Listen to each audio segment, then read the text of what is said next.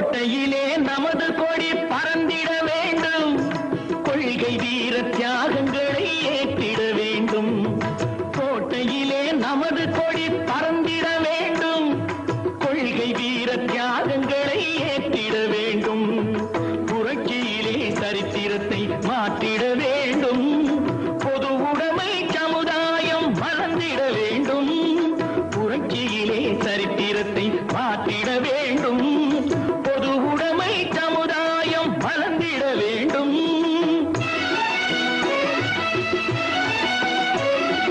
கண் கவரும் கலைகள் எல்லாம் வளர்ந்தது இங்கே, களங்கமுள்ள பகைவராலே தாழ்ந்தது இங்கே.